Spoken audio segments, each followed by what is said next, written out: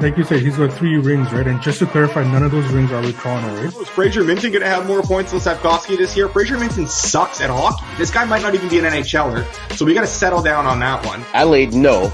Minus 160 on will they show her holding a drink in her hand. They are 2 points behind the St. Louis Blues in the wild card, and they are. Oh, the Blues are dog water. The Blues suck. The Blues are the worst of those 4 teams that I mentioned by a mile. And they're not a good hockey team. Care, like have some set of balls, have some response, have some pride for what the hell goes on the ice. It's so absurd. I'm looking forward to the parade, but that's going to be later in the year. I'd rather have so money in that than have Arbor Soda Ball. I would rather stack a bunch of garbage that I have in the corner of my room over here than have Arbor Soda Ball in that. He's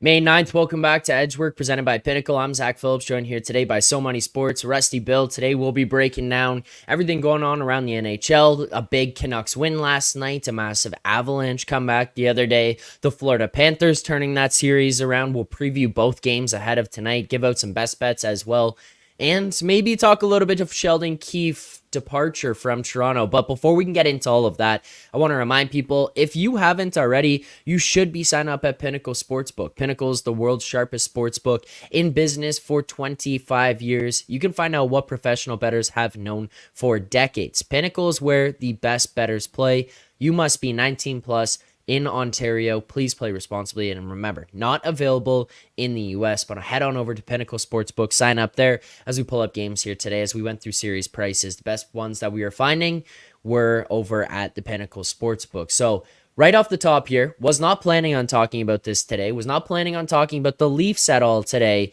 Sheldon Keefe relieved of his duties here in Toronto. He had 2 years remaining left on his deal, but let's be realistic here, guys. That is just money when it comes to MLSE. They don't care about that. That's pocket change to pay that man for the next 2 years. So that contract terminated, and the Toronto Maple Leafs now looking for a new head coach. So Money, right off the bat, your initial reaction. I mean, this is legitimately 10 minutes fresh here now that Sheldon Keefe has been fired from the Toronto Maple Leafs. Just initial thoughts on Keefe's departure and the team going in a separate direction. Yeah, it's been a long time coming. I think it's been like a couple of years now at least that we've said that like this team needs a coaching change. But yeah, it's like there's just too much. There's just too much going on there now that you can't with good conscience say that you can just run everybody back now, right? So there's just so the coaching was the first thing. Obviously, you can't change all the players. You can start with the coach. So I think that it's a long time coming, and it should have happened a while ago. But for you guys there, I'm glad that it finally did. And Russ, I mean, I don't know if you have any initial thoughts right off the top, but just this Leafs team having had that coach be around for so long, it felt kind of strange to see that guy hang on to his job. No disrespect to him, but just given the lack of success that they had here in this market, you watch the turnover of these coaches in other areas. The Seattle Kraken in this league for 3 years, Dave Haxtell already fired, and yet you're looking at a guy who had just held on and held on and held on. What do you make of this firing right now? Yeah, I mean, So Money nailed it. Long time coming. I think we talked about it on this show. We've talked about it in our group chat. A couple of the Edgework guys extremely happy this morning, I'm sure, with that decision. But yeah, it's interesting with some of the names popping up. These NHL coaches just get shuffled around. So, and like you said, this team is way too talented to not have more success. They have so many good players. So it completely makes sense to me. I mean, like we said, we saw this coming. The writing was on the wall, so to say. So not surprised at all. I think it's probably a good move, and happy for the Leafs fans and Rob and you.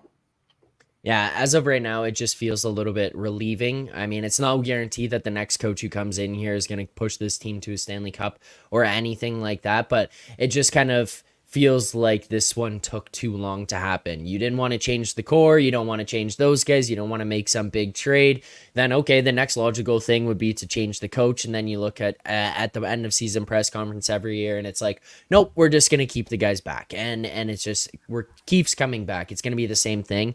And it's, again, no disrespect to Sheldon or his abilities or him as a person or anything like that. But when you just go through the same thing over and over and over again, you kind of just start to get to the point of like, okay, why are we doing this again? Like, this is the definition of insanity. We're trying this over and over again, expecting a different result. Maybe it's just time for a different voice, a different type of leadership.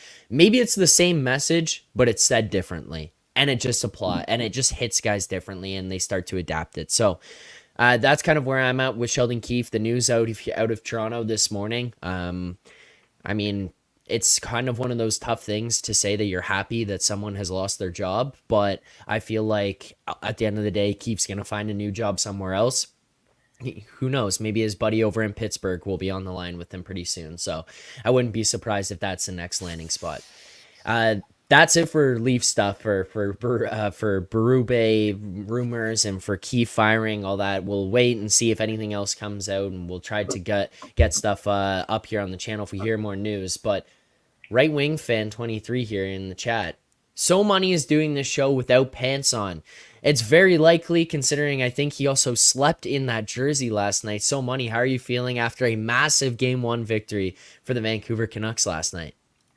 Wow, it's tough to put into words because stuff like this, like what happened last night, the Brock Besser game against Nashville, stuff like this doesn't happen to us, right? So it's exciting.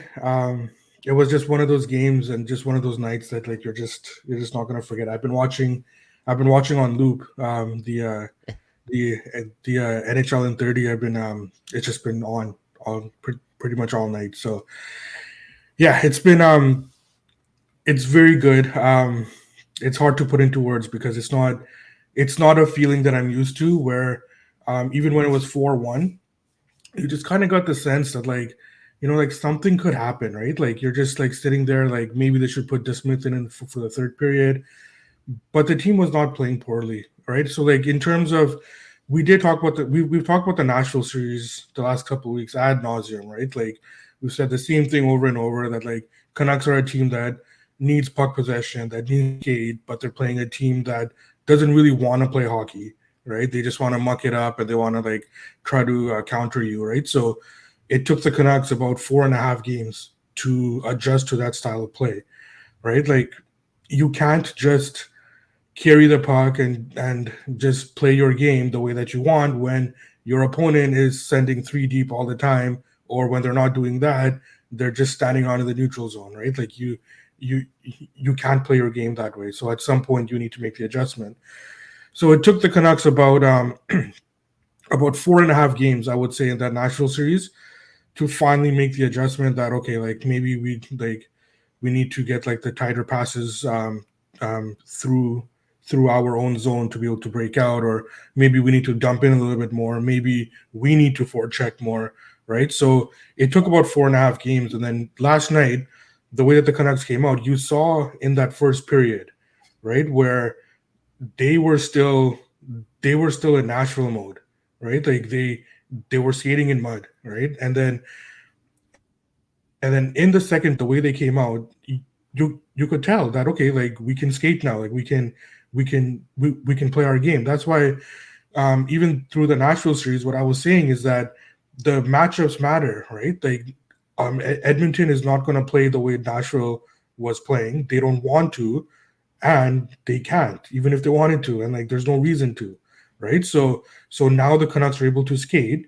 Now the Canucks are able to play the game that they want to play, right? And Edmonton will let them because Edmonton wants to play hockey as well, right? So so it took the Canucks about a period to be able to make that adjustment. And even through the second period, right? Like I don't understand how that game even got to 4-1, right?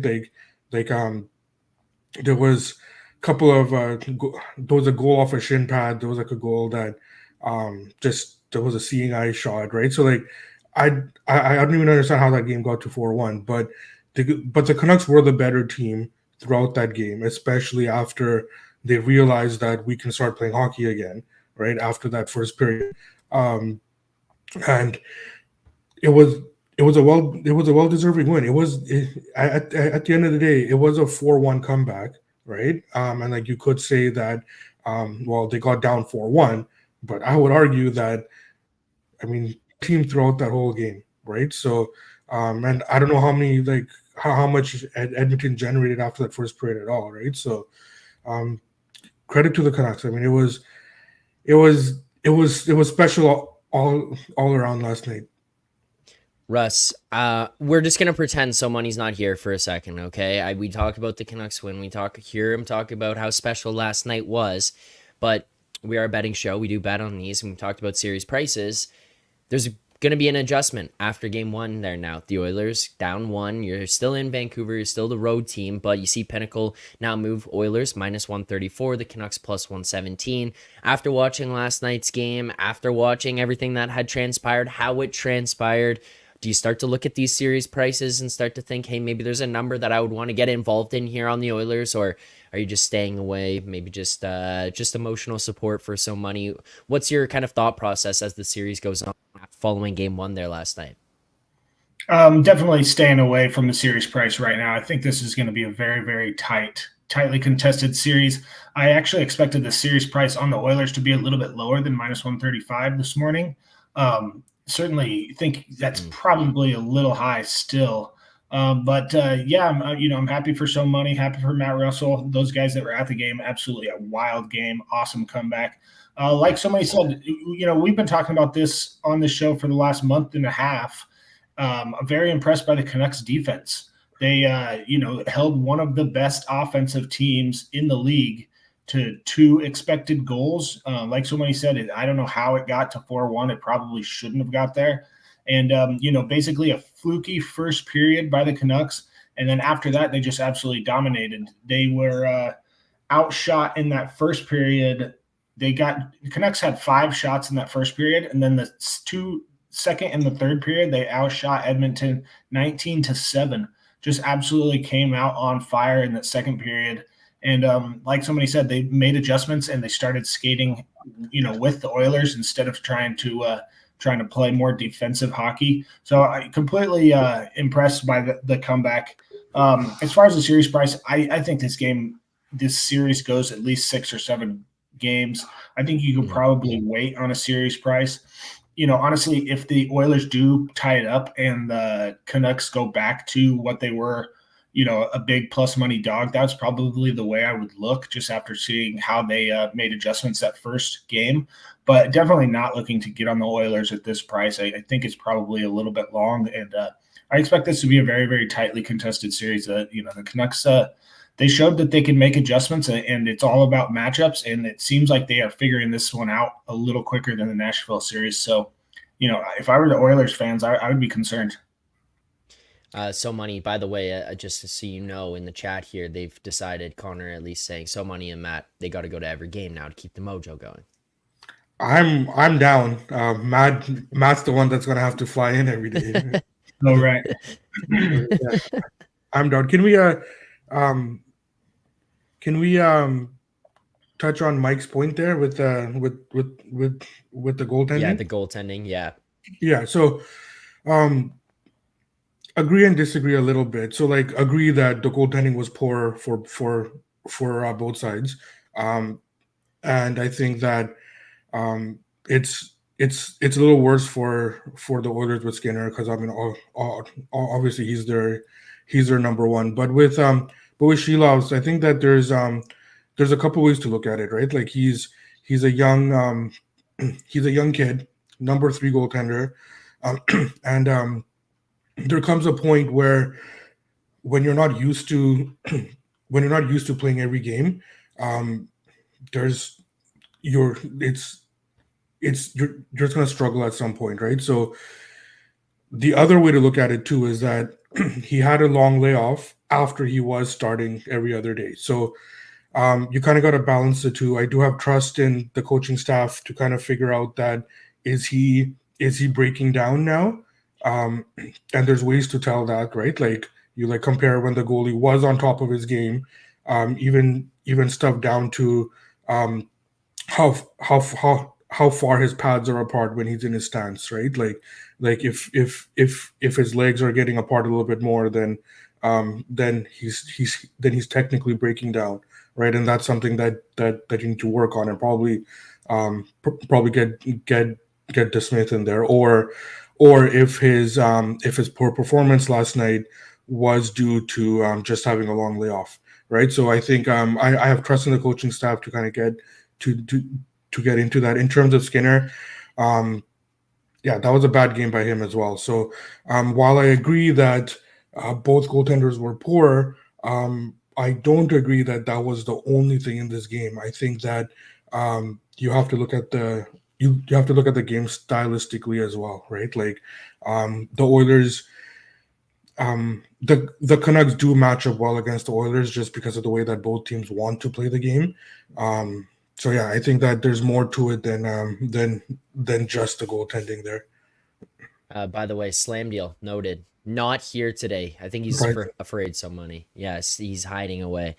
Yeah. All right. The other series to take a look at that took place there last night.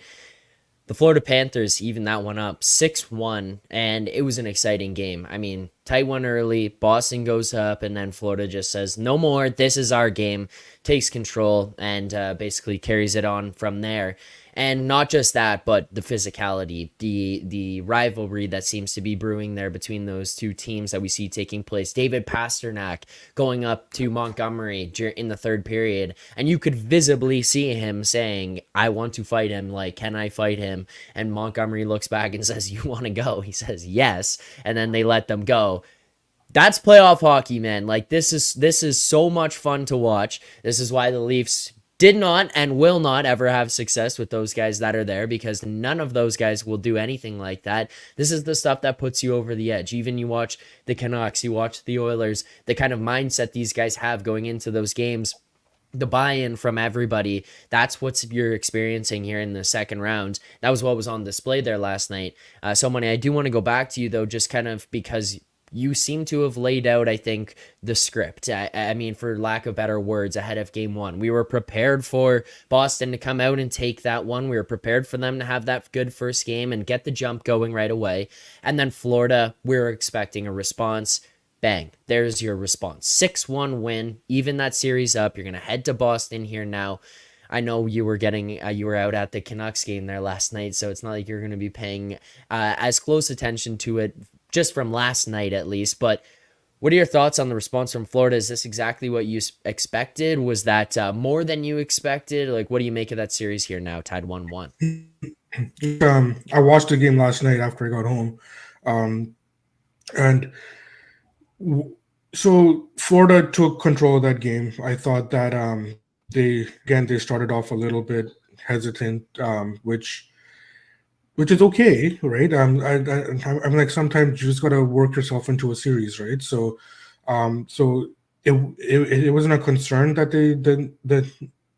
they started like that, but they started skating themselves into the game, right? And if Barkov's going to be playing like that, and once Bennett comes back, I mean, we know how deep Florida is. We know that Florida is an elite team. I did want to touch on Pasta there.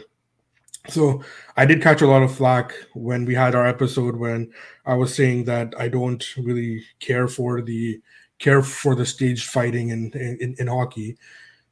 Last night was different because I didn't feel like that was staged, right? It was two guys that had a problem with each other within the game, and they wanted to fight each other, right? And that kind of stuff I have no problem with, right? So I thought that as a Bruins fan, I'm probably concerned about him fighting in the first place, but I'm also as a Bruins fan and as a hockey fan, I'm also happy for him and proud of him that he stood up for his for what he wanted to do, and he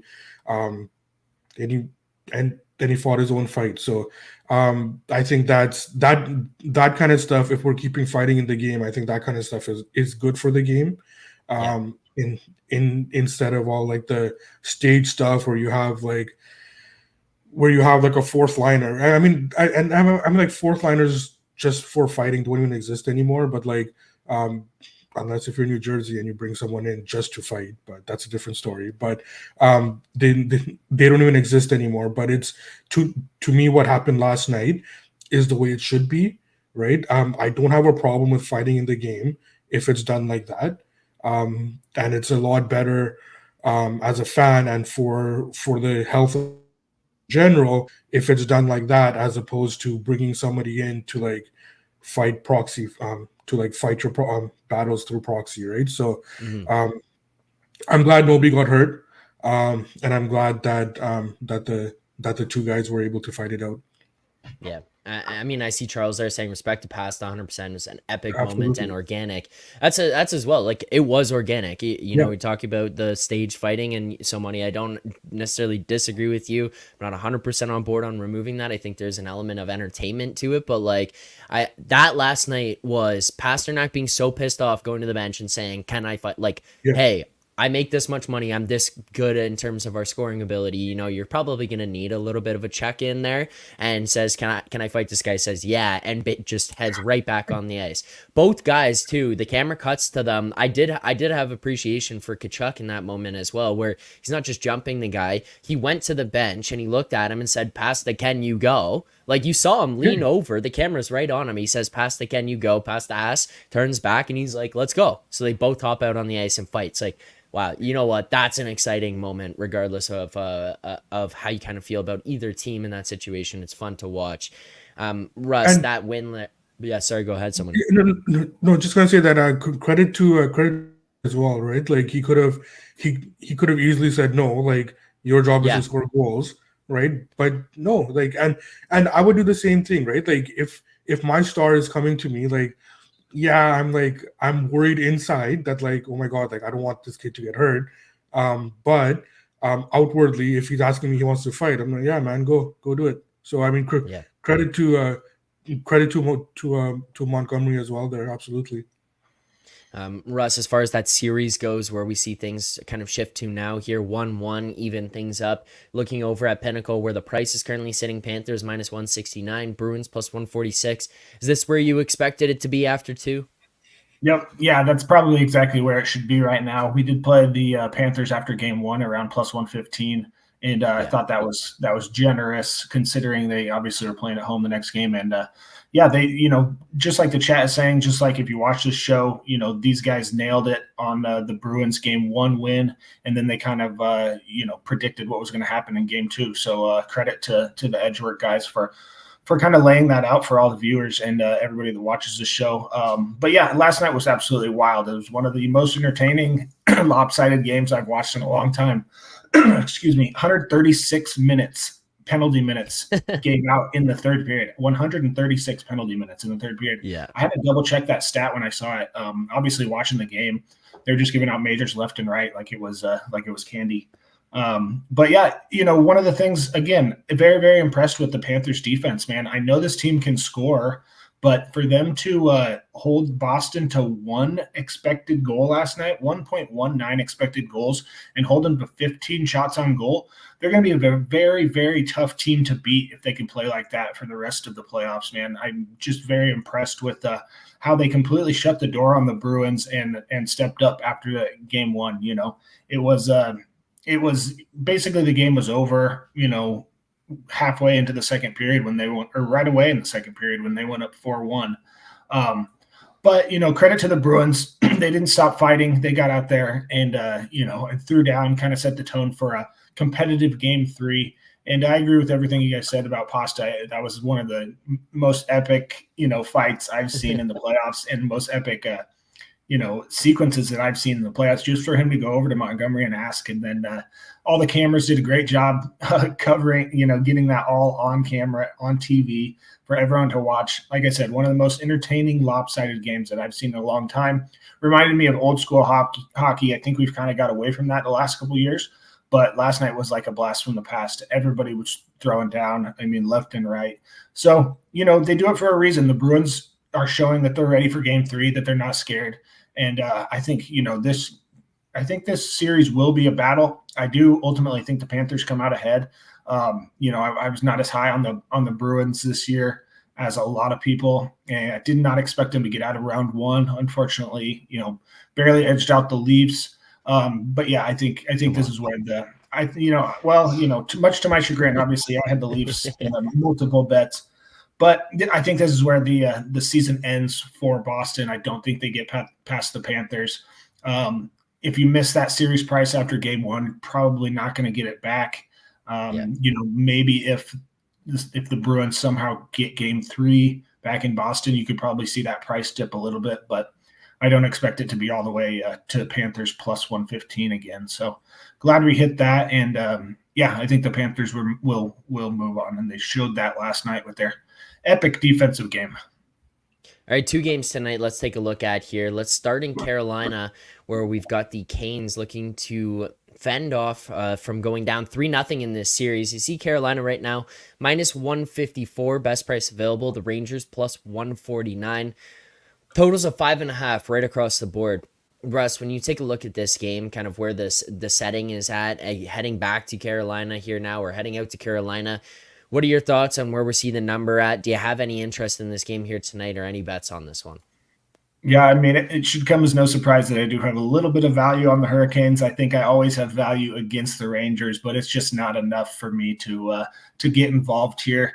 This is just the intangibles, man. If you look at the expected goals and everything my model looks at, pretty much always going to have value against the Rangers. But then you have Igor Shesterkin and you have this experienced team, and for some reason they just continue to win. It's actually mind-boggling. 6-0 in the playoffs. Just continue to find a way to get it done.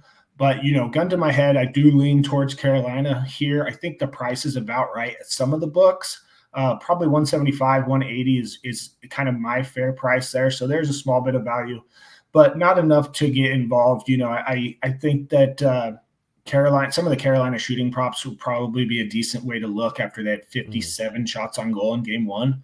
But like I said, nothing for me to get involved with. Small bit of value on the Panthers, but I think ultimately the line right around minus 170-ish is too tight for me to play. So, yeah, I'll make it quick on this one. Not going to play against the Rangers, basically. Okay. So Money, do you have anything here in this game? Not in this game. I think that clearly Carolina is inflated. I think that there is value on the Rangers if you're strictly betting numbers. So, if you want to bet numbers and you're betting small on the Rangers, I think that's okay. But Carolina's inflated, and they should be, right? There's an old 2 team coming back home. They are gonna be priced at a premium because historically they'll probably win this game. So I'm gonna lay off. In terms of the total, Freddie Anderson, right? So he's and Zach, this all too well. Stylistically and technically, I love watching him play. I think he's one of the most beautiful goaltenders to watch, right? And especially when you watch him live, just the fluidity of his movements. He's very, very technically sound. He's a really fun goaltender for me to watch. But for whatever reason, there's always the game, and it happens pretty much every game where he just gives up a bad goal, right? And it's just it's pretty much once a game at this point, right? And I can't put my finger on it. I don't know why, because it's not a positioning issue. It's not a technical issue. I just don't know what it is, right? So, yeah, and it's been like that his whole pretty much his whole career, right? So I'm gonna pass on the game. I'm gonna watch I'm gonna watch him again as much as I can. There's most of the time I'm not even watching the puck. I'm just watching him with his movements and stuff. He's a beautiful goaltender to watch. But yeah, I won't have anything on this game. He just lets in the dagger every now and Yeah, then, the behind the goal line off the ass and in dagger with yeah. 3 minutes Every left in the game. third period of Game 7, and you're done, and that's it. That's what that's what I experienced for so long. I said I can't do that anymore. Uh, Russ, let's look over to your Colorado Avalanche taking on the Dallas Stars here tonight for Game 2 of that series in Dallas here tonight. Dallas -115, the Avs +110, totals of 6.5. All the way across the board, we see some plus money on the over on those 6.5s right now. Do you have any interest in this game here tonight, or any bets for us? Yeah, should come as no surprise here. I think the over is the way you have to go. Over 6.5 at plus money is a great play, in my opinion.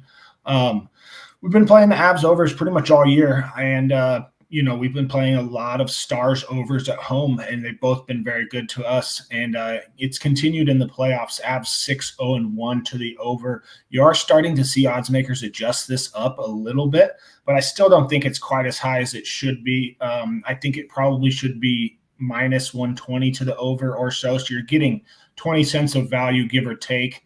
This is not a complicated handicap. If you watched any of the Avs games over the last 2 weeks or since the playoffs started, they're number one in expected goals. They're number one in goal. I'm sorry, number one in shots on goal, number one in expected goals. Basically, every offensive metric they are 1 or 2. And then combine that with Georgiev, who has been known to struggle. They're 14th in save percentage in these playoffs. So when you combine those two things, that just leads to an overlook pretty much every time. My numbers have this closer to 7 here. I think we could absolutely see a 3-3 game in the third period. I wouldn't even mind like a 3-3 regulation bet, because I think the odds of that are significantly higher than, and on the flip side, this Stars team has been great on offense as well. 5th in expected goals. Ottinger has struggled on and off, this season, and on and off in the postseason. So I think that, I think over 6.5 is the way we're going to go again. Already bet this overnight, and it really hasn't moved much at all. I think, this is a no-brainer. This is one of those, if it ain't broke, don't fix it type of things. Just continue to bet on these Avs overs. They're the number one offensive team for a reason. And then you combine that with Georgiev's struggles, and we should get to 7 here the majority of the time. So that's the way I'm looking. Any other bets to add for us here, so money to this game? No, I do agree with Russ on the over. I think that's the way to go. I do want to spend some time on the side for this game in terms of line composition as well. So Dallas is inflated, as they should be, right? So based on their closeout from Game 1, we see that they've been adjusted higher, right? So home team down 0-1, you would expect that, right? What's concerning is that it would be easy to say that, well, Dallas was up 3-0 in that game, so it was like similar to the Canucks game, actually, right? That it's easy to say that a team was up 3-0, so then, or 3 goals, so that then the comeback is what the event that was improbable. So that should be discounted, because that was the improbable thing. I would caution against that, because I don't think Dallas should have been up 3-0 in that game. Just like I don't think the Oilers should have been up 3 goals last night, right? So there is a component of the adjustment based on losing the game. But if you're betting Dallas, you have to be careful, because you're strictly betting on that adjustment as opposed to how the teams match up on ice, right? So if it was a situation where Dallas was deserving of winning that game, and they ended up losing, then you could say that was the improbable event, and you're okay with betting into the premium of the game 2 adjustment. In this case, I'm not okay with that. And it's just something to keep in mind, that even though a team goes up 3-0 or 3 goals or 4 goals, it's easy to say that the reason they lost that game is because they're the ones that led up, as opposed to the other team actually being the deserved winner, and the and the goal lead that was built up, that was what was improbable. So I'm gonna pass on the side. I'll probably bet small, just to tail Russ on the on on the over 6.5. But side I'll pass, and just something to keep in mind, that like it's not always easy to just say that the team is going to respond just because they blew a lead or just because they lost. Yeah. Yep. Well, respond to is also an interesting way to put it. That doesn't mean that they're going to win. They could respond and have the best game of the series. It doesn't mean that they're going to win as well. Just in terms of that. Last thing before we get out of here and wrap this one up, Charles, do you guys look at the top? Look at the in-series top goal scorers and point markets. Any takes on those? Now, obviously, throughout some of the series previews we did a little bit differently here in round 2, kind of mixing them into the live show. Obviously, you can watch them back after the fact. They're all up here on the Edgework HQ YouTube channel, so you can find them and pull them out separately. But we dug into some of the markets for some of the series. We had some of those as best bets. Those were all pre-series. So, Money, are there any ones that you're attacking while the series goes on here? I do look all the time, but I think that in the Rangers series, you have Jake Gensel.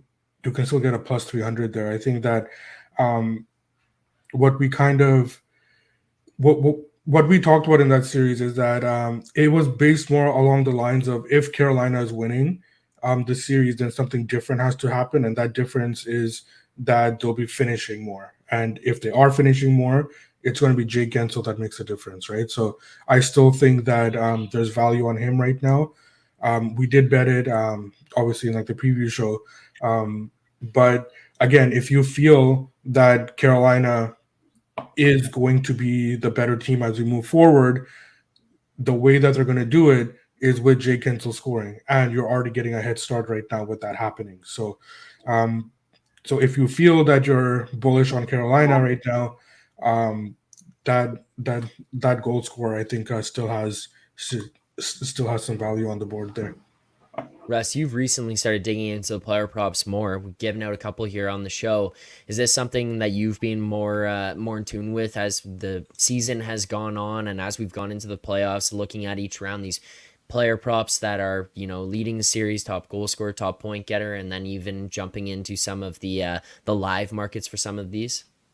Yeah, a little bit. I check it every once in a while, and there's really nothing that stood out to me. I do think that the Gensel look is a decent look, especially after he had a solid game 1, but at plus 300 is a decent number. But it's tough because, for one, you have to get the team right that's going to win. And I'd rather just take a series price, I guess, in that instance. But looking at the game tonight, there is a couple of questions in the chat about anytime goal scorers. And, considering I do like the over, and I think that the Abs should get to 4 or 5 goals here, I like a couple of anytime goal scorers for them. I think you could look at Lankinen at plus 250. He has, before the last game, he scored in 5 games. He's just getting a ton of ice time and a ton of good looks. So that's probably the way I would go on that one. Lankinen, and then Lankinen, plus 250. I think that's around a 28% implied probability, and probably could be closer to 35% or so, just since he's played so well in these playoffs. And then on the flip side, since I do like the over, I think Dallas should be right there in scoring. And I don't think you could look past Wyatt Johnston, who's had just an incredible playoffs, so far. He's been scoring at will. He's been all over the ice. So I think that, if I had to play something, I think both those guys to score at around plus 200, plus 250, I think is a pretty good look. Okay, so we'll add those here to our card today, Russ. We'll add Wyatt Johnston, and we'll add Artturi Lehkonen in there. We'll go half unit on each of those for some smaller plays for people to join in with, for those to be on our official record. Plus 184, Wyatt Johnston plus 260 there. As for our bets today, for people, if you want to track them, if you want to see where we're at, you can find us over in the BetStamp app in the Find Better section as Edgework HQ. You can see all the picks from this year, and you can take a look at the bets that we've got lined up here today. 3 bets for us. We'll start here with Wyatt Johnston, anytime goal scorer, plus 184, half unit there. Arturi Lehkonen, anytime goal, plus 260, another half unit. And finally, our full unit bet of the night, the Avalanche Stars over 6.5, plus 100. That'll do it for the show here today. We appreciate everyone who tuned in, everyone who watched, liked, subscribed. Russ, So Money, thank you guys for taking the time to do this. We appreciate the input as always. And So Money, congratulations on your big Canucks win there last night. Keep it rolling here on Friday. You know what? We talked about it the other day. No, I don't cheer for other Canadian teams. I'd actually rather other Canadian teams don't have success, but I'm cheering for you, and I'm fine with the Canucks. I have a bunch of buddies who all cheered for the Leafs for me, so out of good faith and respect for that, I am a Canuck here the rest of the way. And also, fuck the Oilers. But yeah, regardless. Thank you to everyone who tuned in. We'll see you guys back here tomorrow morning, 10:30 a.m. Eastern time to break it all down, preview tomorrow night's games. Enjoy the games tonight. Good luck on your bets.